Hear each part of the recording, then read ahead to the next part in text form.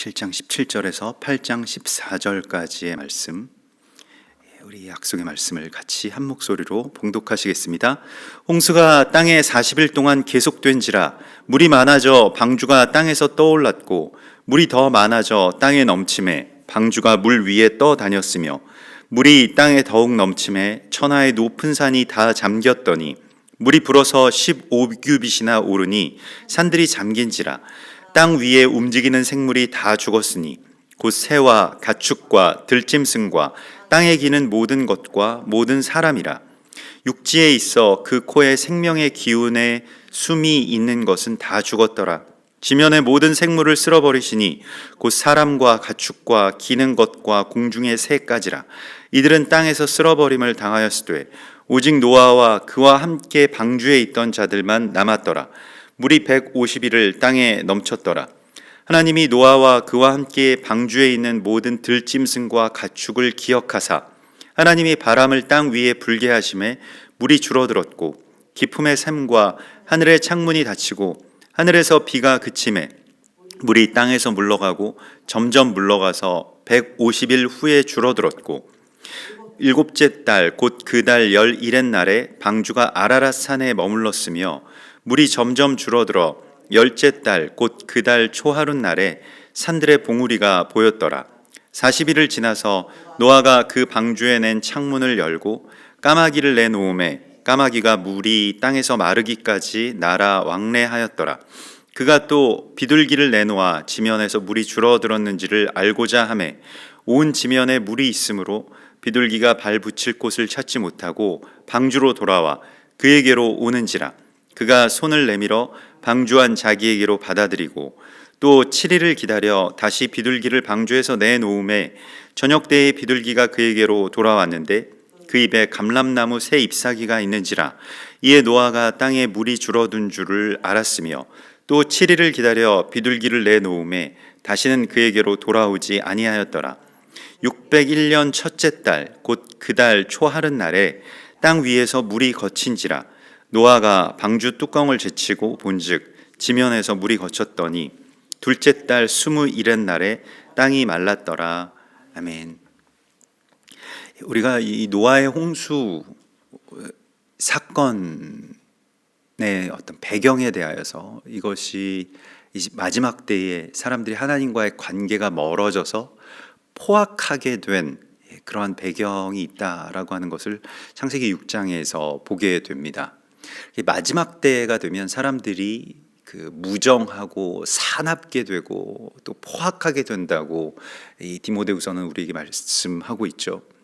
지금이 그러한 이 때인데 우리가 그러한 시간 가운데서 어떻게 하나님의 이 나라의 소망으로서 이 땅 가운데 살아남을 것이냐, 생존할 것이냐, 남은 자가 될 것이냐라고 하는 것이 또한 우리의 사명인 것을 주께서 말씀을 하시고 있습니다. 그래서 오늘 홍수가 40일 동안 계속되었다라고 말씀을 하시고요. 물이 많아져서 방주가 땅에서 떠올랐고 이렇게 되어 있습니다. 물이 많아져서 사람들이 다 가라앉을 때 방주는 떠올랐다라고 그렇게 말씀을 하십니다. 그래서 바타룸 이렇게 되는데 이 룸이라고 하는 동사로 이렇게 높다라고 하는 표현과 함께 또한 고상하다, 거룩하다, 이러한 뜻까지 있는 단어입니다. 그러니까 주님께서 시편 18편 33절에서도 보면 나의 발을 암사슴 발 같게 하시며 나를 나의 높은 곳으로 다니게 하시나이다. 나의 높은 곳으로 우리가 이제 떠오를 수 있도록 하신다는 것입니다. 거기에 잠식당하지 않고 그 물에 우리가 완전히 휩싸이지 않고 이것을 어떤 세상의 시류라고도 할 수가 있을 것입니다. 세상 사람들이 말하는 어떤 상식이나 혹은 세상 사람들이 아주 강요하는 어떤 그러한 이 시대적인 어떤 그런 흐름들이 있을 것입니다. 하나님의 뜻과 역행하는, 하나님의 말씀과 반하는 어떤 시대 정신이 있을 것입니다. 오늘날에는 그것이 점점 이제 동성애와 같이 어떤 어제도 우리가 잠깐 나누었습니다마는 이 암수 라고 하는 남자와 여자의 어떤 그 성을 부정하는 그러한 그 생각들로 이제 그 세상이 막 물들어가고 있고 교회까지도 거기에 잠식당하고 있죠. 그래서 물론 이제 뭐 어떤 그런 병폐를 가진 분들을 우리가 막 적대시하고 뭐 마귀의 자식처럼 대하고 그러라고 하신 것은 아닙니다. 다만 그러한 이 동성애가 창세기에도 그 이 소돔과 고모라의 사건 가운데 그 이 동성애의 그런 그 참혹한 모습들이 나오지 않습니까? 그런데 그것이 왜 문제가 되는 것이냐면 하나님께서 세상을 창조하시고 지으신 그 섭리, 하나님의 계획, 하나님의 뜻 이런 것이 사람들에게 더 이상 중요하지 않게 되었다는 것을 의미하는 것입니다. 아랑곳하지 않는 것이죠. 하나님이 그렇게 지으셨더라도 지금 이 시대가 그것을 뒤집을 수 있다라고 충분히 이야기를 하는 것입니다. 그게 우리의 양심이고 또 우리의 선언이라고 그렇게 이야기를 하는 것이죠. 그래서 마지막 때에 대해서 예언하시는 분들 가운데에서는 그 뭐 다른 어떤 무슨 엄청난 뭐 세계 정부나 뭐 베리칩이나 이런 것들로 교회가 핍박을 당하기보다는 이 성혁명이라고 그 일컬어지는 말하자면 사람들이 이 하나님이 부여하신 성에 대해서 거부하기 시작하는 것. 이것이 어떻게 보면 생명의 어떤 근원을 부정하는 것과 마찬가지이기 때문에요. 그게 하나님을 대적하는 일이 되고 세상이 하나님을 대적하고 그렇게 하나님과의 관계가 완전히 산산조각 나버리게 되면 그 다음부터는 이제 심판이 있을 것이라고 하는 것을 주께서 우리에게 말씀을 하시고 있습니다. 그래서 우리는 이 마지막 때에 그러한 그 아주 세찬 이 물길 속에서 이제 떠오를 수 있어야 됩니다. 높은 곳으로 떠오르게 해달라고 주님 앞에 늘 간구해야 됩니다. 여기에 잠식당하지 않고 여기에 완전히 매이지 않고 이러한 물들이 또한 우리 안에 들어오기 시작하면 그 압력을 견디지 못하고 교회가 금방 파선해 버릴 것입니다. 그래서 그 위로 떠오를 수 있는 방주와 같은 교회가 되게 해달라고 주께 기도해야 됩니다. 이것은 어떤 것에 대해서 적대심을 갖는 것으로 그렇게 완성되지 않습니다. 이것은 성령께서 그 안에 거하셔야만 일어날 수 있는 일입니다. 성령이 막아주시는 것입니다. 성령이 그 물들을 막아주시는 것입니다. 그래서 역청을 바르라. 또한 그 성령이 막아주시기 위해서 우리가 해야 될 일이 이제 기도이죠. 그래서 오늘 주의 말씀을 보면 이 세상의 물들에 삼켜지지 않고 이 떠오르는 그러한 그 이 방주와 같은 교회, 방주와 같은 가정, 또 방주와 같은 삶을 살라고 주께서 말씀을 하시고 있습니다. 그래서 그 물 위로 떠오르기 위해서는 우리가 가벼워야 되는 것이고요. 그래서 다른 어떤 무게를 지니고 있었던 것들을 이 난파하게 된 그 배에서 사도 바울이 그 이 로마 군인들에게 그렇게 말해서 다 버리죠. 식량도 다 버리고 뭐 모든 것 불필요한 것들을 다 버리고 그리고 우리가 떠오를 수 있어야 됩니다. 그래서 지금 이 마지막 때에 하나님께서 노아의 홍수를 우리에게 말씀을 하시면서 우리에게 요구하시는 것은 우리가 그러면 여기서 어떻게 떠오를 수 있을 것이냐? 가벼워야 된다는 것입니다. 자기를 비워서 가볍게 해야만 떠오를 수 있다는 것입니다. 그 무게를 그냥 계속 다 그걸 간직한 채로 붙든 채로 살아갈 수는 없다는 것입니다. 오늘 주님께서 이제 우리에게 요구하시는 것, 우리가 떠오르기 위해서는 버려야 할 것들이 있다라고 말씀을 하시고 있습니다. 그게 전에는 나에게 너무나도 필수적인 것들이었을 것입니다. 그래서 우리 집에 많은 것들을 갖고 있고 내가 많은 것들을 갖고 있고 그 안에서 매여 있는 그 삶에서 이제 가벼움의 그런 은총으로 우리가 그렇게 나아갈 수가 있어야 되겠고요. 또한 떠오르기 위해서는 이 힘을 빼야 되는 것이죠. 그래서 이 사람의 육체만이 물에 가라앉습니다. 대부분의 짐승들은 다 물에 뜨죠. 그냥 저절로 물에 뜨고 뭐 어디 수영 학원을 다닌 것도 아닌데도 뭐 그냥 물에 던져 놓으면 뭐 헤엄을 곧잘 칩니다. 그런데 사실 인간만이 이렇게 물에 빠져서 죽는데요. 사람도 원래 그냥 육신의 힘을 빼면 떠오르게 되어 있죠. 그런데 두려움의 어떤 비중이 사람이 떠오를 수 있는 능력을 삼켜버리는 그 지점을 이제 넘어서게 됩니다. 그래서 항상 이제 사람이 가라앉게 되는 것인데요. 그 위로 떠오르기 위해서 우리가 해야 될 일은 내 힘을 다 빼는 것입니다.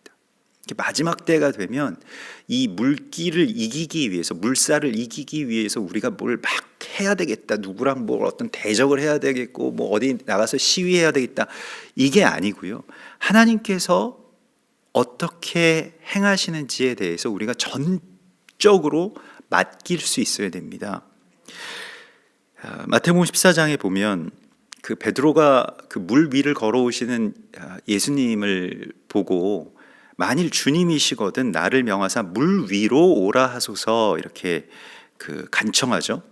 그래서 오라 하시니 베드로가 배에서 내려 물 위로 걸어서 예수께로 가되, 그런데 바람을 보고 무서워 빠져가는지라. 그래서 이 두려움 때문에 사람들이 빠져가고요. 내가 두렵기 때문에 막 또 힘을 내죠.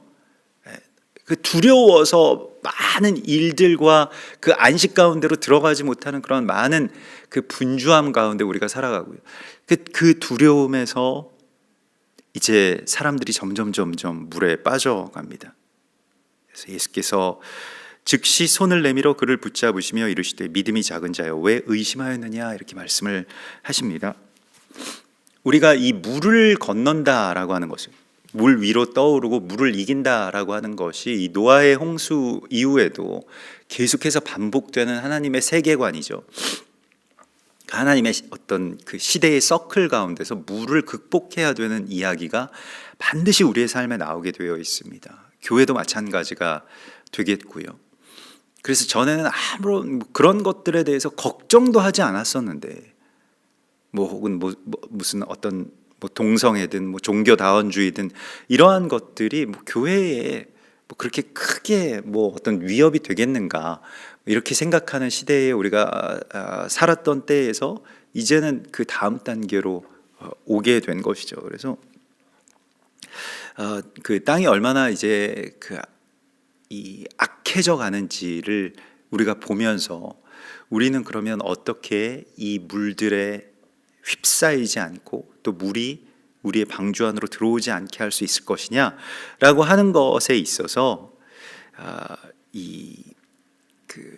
주님의 성령이 우리 가운데 거하셔야만, 또 우리 안이 완전히 비워지고 주님의 성령의 자리로 채워져야만 물 위로 떠오를 수 있다라고 하는 것을 우리가 보게 됩니다. 그것은 우리가 막 애를 써서 되는 것이 아니고 주님이 우리 가운데 임하시도록 우리가 우리 자신의 힘을 빼고 자기 자신을 비우는 그 일이 우리 가운데 필요할 뿐입니다.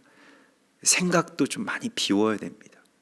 많은 어떤 생각, 또 판단, 걱정, 그러한 것들이 우리 안에서 다 비워지고 좀 평안한 상태에서 하나님께서 우리를 이 물들로 떠오르게 하실 것을 기대하라고 주께서 말씀을 하시고 있습니다. 그래서 오늘 22절에 보면, 7장 22절에 보면 육지에 있어 그 코에 생명의 기운이 내 숨이 있는 것은 다 죽었더라 이렇게 되어 있습니다. 그래서 이 니시마트 루아흐 하임이라고 하는 것인데, 이게 생명의 코에 그 생명의 기운이 있는 모든 것이 다 죽었다. 그것은 이미 그 코에 생기가 끊어진 상태임을 말씀을 하시고 있습니다. 그러니까 무엇이 지금 죽는 것이냐? 성령의 사람이 육체가 되는 일. 이게 그 창세기 6장의 이 인간의 타락 이후에 인간이 포악하게 되어서 성령께서 그 안에서 거하시지 않고 사람의 생명이었던 사람이 어떻게 됩니까? 육체가 되죠. 그래서 이 사람이 육체가 되는 것, 이 창세기 6장 3절에 보면 여호와께서 이르시되 나의 영이 영원히 사람과 함께하지 아니하리니 이는 그들이 육신이 됨이라. 그래서 고기 덩어리가 되어버린 그 코에 생기가 없어진 사람들이 이제 다 죽었다는 것입니다. 그러면 우리에게 중요한 것은 무엇이겠습니까? 그 코에 생기가 있어야 됩니다. 코에 생기가 있다라고 하는 것이 어떤 의미일까요? 하나님께서 그 사람을 창조하실 때에 그 코에 생기를 불어넣으시죠. 창세기 2장 7절에 보면 여호와 하나님이 땅의 흙으로 사람을 지으시고 생기를 그 코에 불어넣으시니 사람이 생명이 되니라. 그런데 이것이 하나님과의 관계가 파괴되고 하나님을 대적하게 되면서 이제 이러한 일들이 그치고 또 이러한 사람 그 코에 생기가 없는 사람들이 이제 다 죽게 됩니다. 그리고 우리가 이 마지막 때에 살기 위해서 어떻게 해야 되느냐? 코에 생기가 있어야 된다라고 말씀을 하시고 있습니다. 코라고 하는 것은 호흡을 말하는 것이고요. 지금도 이제 호흡기 질환의 일종이라고 할 수 있는 이 코로나 때문에 굉장히 전 세계가 다 팬데믹에 빠져 있습니다만은 이 코로 생기가 들어와야지 살 수가 있습니다. 이 마지막 때에는요. 코에 생기가 있다라고 하는 말씀을 잘 기억해야 됩니다. 코라고 하는 것이 성령의 통로이고요. 호흡의 그러한 그 통로인데 이것은 이제 기도와 연결되어 있습니다. 그래서 기도가 우리의 호흡이죠. 그래서 우리가 숨을 들이마시고 또 내쉬는 것과 같이 성령이 내 안에 들어오시고 내 안에서 또한 성령이 말씀으로서 또 삶으로서 나아가게 되는 이 호흡이 주님이 내게 들어오시고 내게서 또한 주님이 전파되시고 나아가시고 이것이 이제 우리 가운데 있는 이 생명의 권세입니다. 그런데 사람들이 이제 더 이상 그렇게 성령의 통로로서 살지 않게 되는 것을 그냥 바사르 곧 고깃 덩어리와 같이 되었다라고 말씀을 하시고 있는 것이고요. 마지막 때에 우리가 살기 위해서는 숨 쉬어야 됩니다. 기도로서 성령이 우리 가운데에 들어오셔야 됩니다. 그래서 숨이 우리 가운데 들어와야 우리가 또한 떠오를 수가 있는 것이죠. 이 땅에 주님께서 40일 동안 비를 내리시고 물이 150일을 땅에 이제 창궐하게 되는데 세례와 홍수가 노아의 홍수가 연결이 됩니다. 그래서 거기에 어떤 연관성이 있게 되는데요. 베드로전서 3장 21절에 보면 물은 예수 그리스도께서 부활하심으로 말미암아 이제 너희를 구원하는 표니 곧 세례라. 이는 육체의 더러운 것을 제하여 버림이 아니요 하나님을 향한 선한 양심의 간군이라 이렇게 말씀을 하시고 있습니다. 이게 무슨 말씀이냐면 그 뒤에 나오는 말씀이 이제 옛 세상을 용서치 아니하시고 오직 의를 전파하는 노아와 그 7 식구를 보존하시고 경건하지 아니하는 자들의 세상에 홍수를 내리셨으며 주께서 경건한 자는 시험에서 건지실 줄 아시고 불의한 자는 형벌 아래 두어 심판날까지 지키시겠다라고 말씀을 하십니다. 그래서 세례라고 하는 것이 일종의 어떤 그 두 물의 싸움입니다. 생명의 물이 있죠. 우리가 물이 없으면 죽지 않습니까? 그런데 또한 죽음의 물이 있습니다. 물에 빠져서 죽어가게 되는 것이죠. 그래서 성경에서는 그 두 물이 나뉘어져 있습니다. 그래서 세상을 심판하는 물과 하늘에서 사람을 살리기 위해서 내려오는 그 물이 다른 것이죠. 근데 우리가 이 심판의 물, 또 세상의 시류 이런 것들을 이제 이기기 위해서 회개하는 것, 그러니까 물로 씻어서 깨끗하게 되는 것이 또한 이 노아의 홍수 가운데 하나님의 사람들에게 요구하시는 일입니다. 그래서 세례라고 하는 것은 일종의 자아의 죽음에 대한 선포이죠. 내가 물에 빠져서 죽을 수밖에 없는 사람입니다 라고 하는 것을 선포하는 것이죠. 물을 몇 방울 떨어뜨리는 것보다는 정말로 그 사람이 물속에 풍덩 들어가는 어떤 그 침례의 그 경험이 조금 더 그것을 이해하기가 쉬울 것입니다. 사실 그 지난 그 절기 때 우리가 초막에서 이렇게 예배를 드리면서 그 전까지는 저도 이 절기라고 하는 것은 그 안에 있는 어떤 메시지 혹은 그곳에서 말씀하시는 하나님의 말씀이 중요하다라는 생각을 많이 갖고 있었습니다. 뭐 실제로도 모든 것이 이제 중심이 중요하고 그 안에 숨겨져 있는 메시지가 중요하니까 우리는 또 그걸 발견해야 될 사명이 있으니까요. 그런데 한편으로는 이제 초막에서 예배드리고 초막에서 이렇게 그 오랜 시간 동안 그 초막절 기간 가운데 머물면서 말씀이라고 하는 것, 하나님의 어떤 뜻이라고 하는 것은 또 그 이해하는 것보다 더 중요한 것이 경험되는 것이구나라고 하는 것을 우리가 알게 되었습니다. 그러니까 이게 굉장히 체험적인 어떤 신앙이라고 하잖아요. 거기에 힘이 있지 않습니까? 마찬가지로 절기라고 하는 것도 또 하나님의 말씀이라고 하는 것도 우리의 삶으로 무언가가 이제 경험되어야 됩니다. 그러니까 그 주님의 역사하심이 우리 가운데 이렇게 느껴지고 경험되는 것이구나라고 하는 것을 우리가 보게 되는데요. 뭐 세례도 마찬가지의 어떤 의미를 갖겠습니다. 그래서 예전에는 우리가 이스라엘에 매해 갈 때마다 뭐 요단강이든 아니면 어딘가 세례를 받을 수 있는 물을 항상 찾아서 거기에서 이제 세례식도 그렇게 열고 그랬습니다. 주님께서 이제는 우리를 물로 씻어서 거룩하게 하실 그러한 시간이라고 말씀을 하시고 있고요. 그래서 세례는 또한 우리에게 요구하시는 것이 있습니다. 그 세례 요한이 주의 길을 예비하면서 계속 세례를 베풀잖아요. 그 세례를 베풀면서 하는 말이 회개에 합당한 열매를 회개하고 회개에 합당한 열매를 맺으라는 것이었습니다. 그래서 우리가 지금 이 마지막 때에 우리가 해야 될 일은 항상 이 물로 우리를 씻어서 또 거룩하게 하실 하나님을 이제 기대하는 것이고요. 또 주님 앞에서 영광스러운 교회로 세우사 티나 주름 잡힌 것이나 이런 것들이 없이 거룩하고 흠이 없게 하려 하심이라.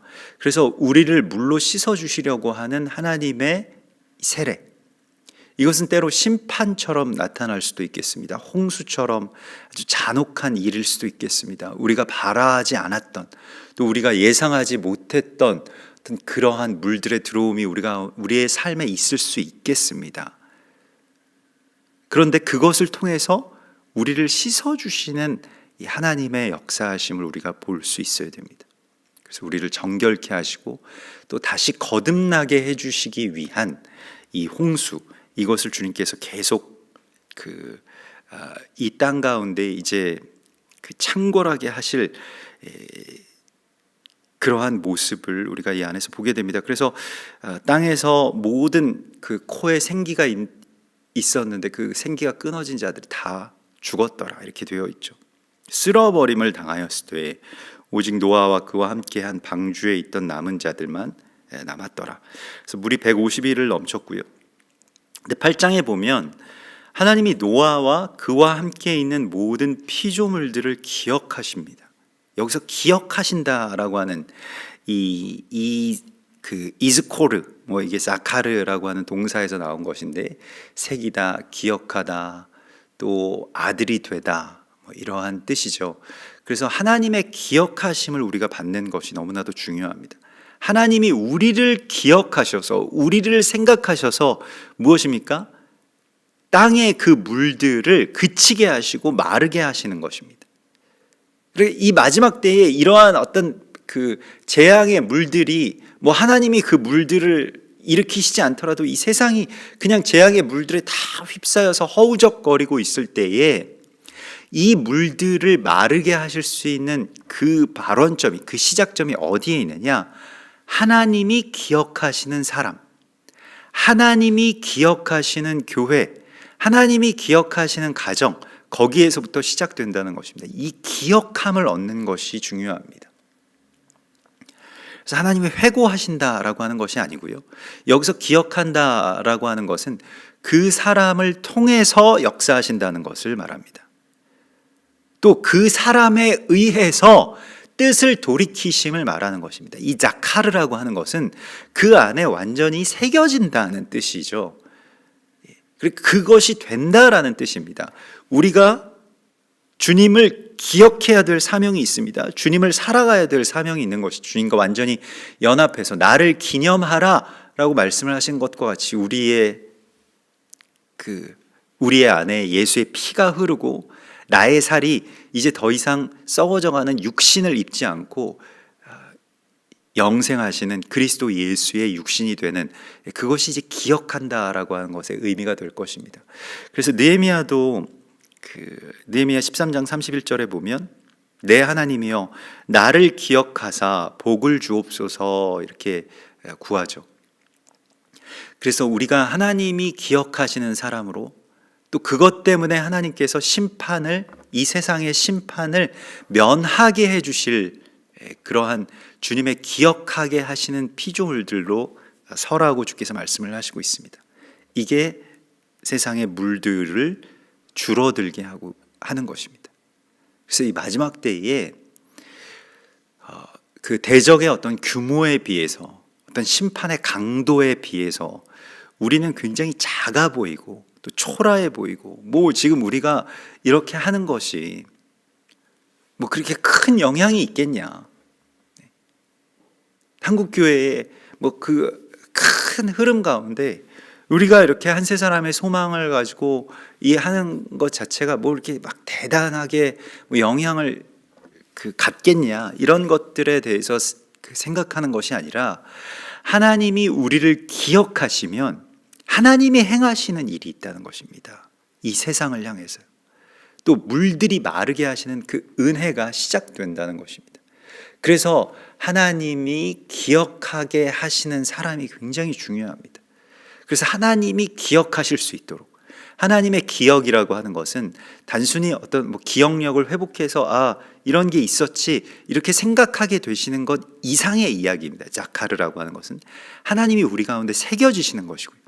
우리를 다시 주의 성령의 통로로 삼으시는 것입니다.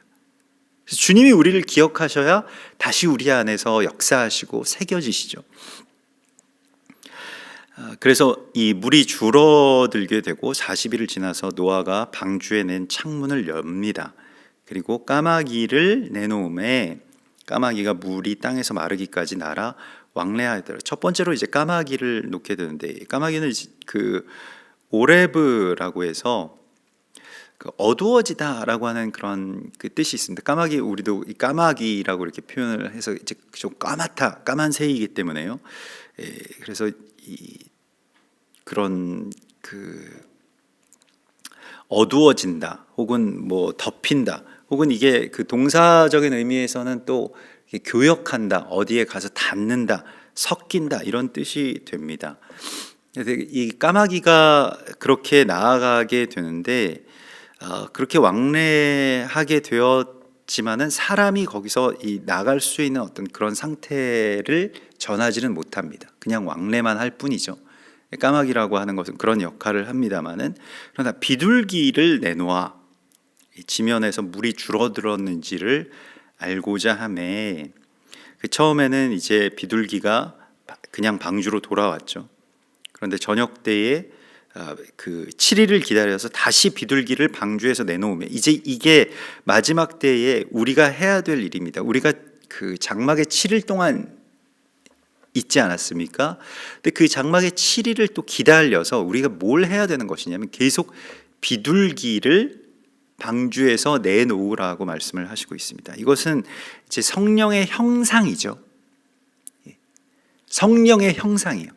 이 비둘기가 무엇을 물고 올 것이냐라고 하는 것에 대해서 기대하면서 내놓으라고 말씀을 하시고 있습니다. 성령의 여러 형상 가운데 바람이시기도 하고 그 형상과 형체를 우리가 가늠할 수 없는 그런 큰 존재이시지만 또한 이는 내 사랑하는 아들이요 내 기뻐하는 자라고 말씀하신 그 요단 강가에서 성령은 비둘기의 모습으로 우리 가운데 내려오시죠.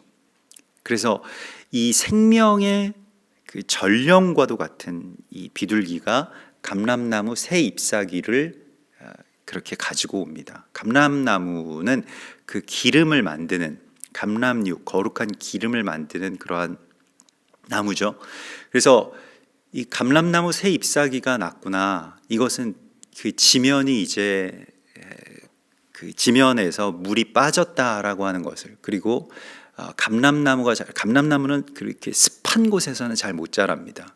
그래서 굉장히 좀 이렇게 퍼석퍼석하고 마른 땅에서만 자라게 되어 있기 때문에 이 감람나무 새 잎사귀가 났다라고 하는 것은 이제 감람나무가 자랄 수 있을 정도로 땅이 말랐다는 것을 말합니다. 그 막 질퍽여서 사람이 거기에 이렇게 빠질 정도가 아니고요.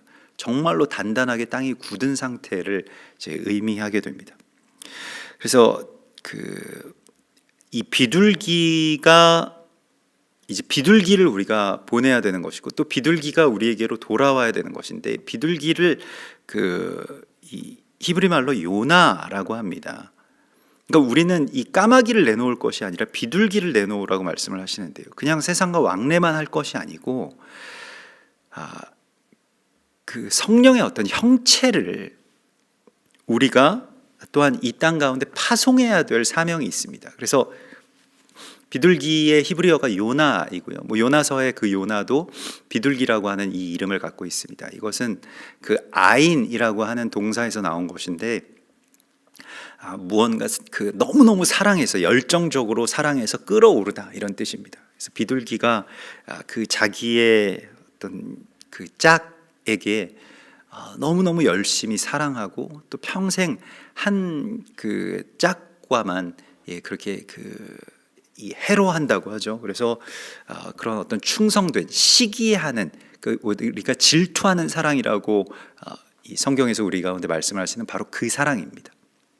그러니까 그것으로 말미암아서 우리가 성령의 어떤 형체를 이 땅 가운데로 또 보내야 될 사명이 우리가 있다고 말씀을 하십니다. 그래서 교회가 어떤 시기에는 정말로 창을 다 닫고 이 물 위로 떠오르기를 위해서 기다리고 준비해야 되는 시기가 있고, 또 어떤 시기에는 창을 열고 무엇을 내보내야 되는, 성령의 형체를 파송해야 될 사명이 또한 교회 가운데 있습니다. 이 때를 아는 것이 우리에게 주님이 주셔야 할, 우리가 간구해야 할 지혜이고요. 때를 아는 지혜를 달라고 주님께 구해야 되죠. 갑자기 막 홍수가 그 물이 들이치고 있는데 창을 열면 이 배가 가라앉을 것입니다. 또한 여기에서 우리가 이 성령의 형체인 비둘기를 파송해야 되는데, 그렇지 못하면 또 배에 계속 갇혀 있다가 거기서 그냥 소멸돼 버릴 것입니다. 다시 땅을 회복시키지 못할 것입니다. 그래서 이러한 그 때를 우리가 잘 알아야 되는데, 이것의 그 시기와 때에 대해서 주님께 지혜를 늘 구해야 됩니다. 그래서 우리에게 안식일이 필요하고 절기가 필요한 것이죠. 주님의 시간을 우리가 알기를 원합니다 라고 하는 것이기 때문에요. 그래서 이제 우리가 이 땅 가운데서 하나님이 기억하시는 자가 되고, 또 창을 열고 비둘기를 파송하는 그러한 성령의 사람으로 살아나라, 거듭나라고 주께서 말씀을 하십니다.